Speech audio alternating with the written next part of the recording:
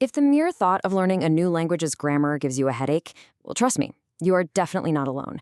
But today, we're exploring a totally different, incredibly refreshing approach to Malay sentence structure. What we found in the source material for this explainer is just fascinating, because the logic of Malay is surprisingly intuitive. It actually works a whole lot like snapping Lego building blocks together. And honestly, once you grasp this simple Lego logic, putting together everyday sentences becomes so approachable. Okay, let's dive into this. Here's our quick learning roadmap for today. We're going to cover the building block concept, creating noun phrases, a few real-life examples, adding action with verbs, and finally, assembling complete sentences. All right, part 1, the building block concept. To build a sentence in Malay, the core logic really just boils down to matching up two main concepts: an identity and an action. Think of a noun simply as your identity label. It tells you exactly who or what the subject is.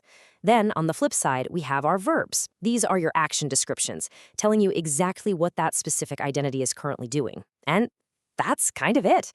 It really is that straightforward. You're simply matching an identity with an action. Moving right along to part 2, creating noun phrases. Let's look at these two key terms. In Malay, kata nama is your absolute core noun. Think of it as a lone, single base block. It's your foundation. But to make things a bit more interesting, we want to build a frasa nama, or a noun phrase. This happens when you take that single core block and you physically snap extra modifier pieces onto it to create a much fuller, more specific concept. But here is where we hit a massive aha moment. To snap these blocks together correctly, you absolutely must follow the Malay golden rule. Think about the English rule for a second. In English, the modifier usually comes first, like saying, my book. Well, the Malay golden rule is the exact opposite. Core word first, modifier second. So structurally, you're actually saying, book my. You always lay down the foundation, the most important central word first, and then you attach your descriptive words right behind it. If you remember this one single rule, you've pretty much unlocked the very soul of Malay noun phrases. Part 3, 6 real-life examples. Now, what's really interesting about this is seeing it in action with living things and ownership.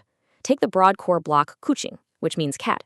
If we snap the modifier block Aina, a person's name, right behind it, we instantly get Kucing Aina. Aina's cat.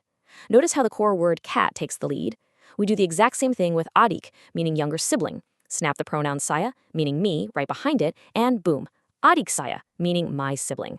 Just by attaching a specific name or a pronoun, we've transformed a generic word into a highly specific identity block.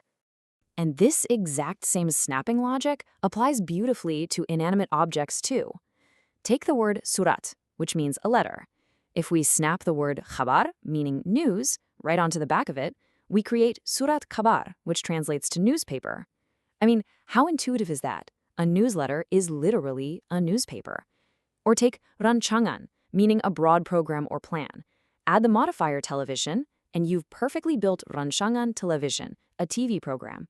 The central concept always proudly stands right at the very front.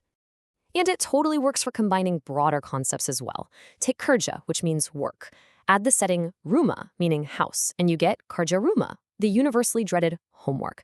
Finally, if you take pinggan, meaning plate, and you snap it together with mangkuk, meaning bowl, you get pinggan mangkuk, which acts as the collective phrase for tableware or dishes. This perfectly proves just how incredibly robust this building block logic is across the entire language. Which brings us to part 4, adding action with verbs. Just like our nouns, verbs start small and they grow. A kata kerja is your core verb.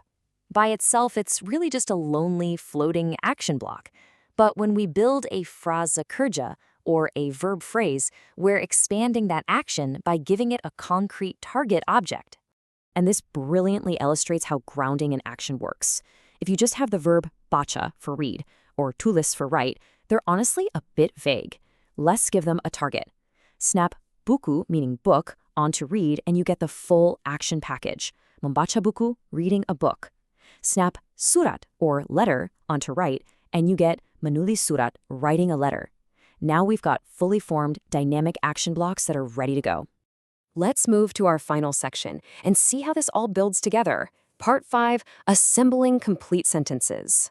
This right here is the ultimate formula for constructing a Malay sentence, and it's incredibly straightforward.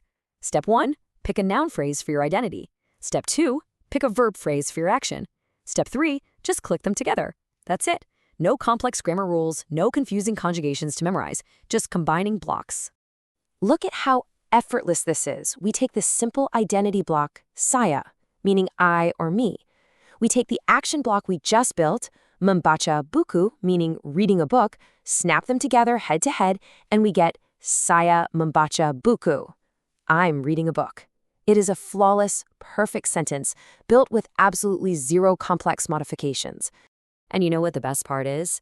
Even as your blocks get larger and slightly more complex, the exact same logic holds perfectly steady. Let's take the expanded identity block from earlier, Kucing Aina, meaning Aina's cat. Now let's grab a new, slightly bigger action block, menangkap tikus, meaning catching a mouse. Snap, Kucing Aina menangkap tikus. Aina's cat is catching a mouse. It flows so fluidly, and you've just built an incredibly natural-sounding sentence simply by connecting two distinct pieces of information. So the crucial point is this.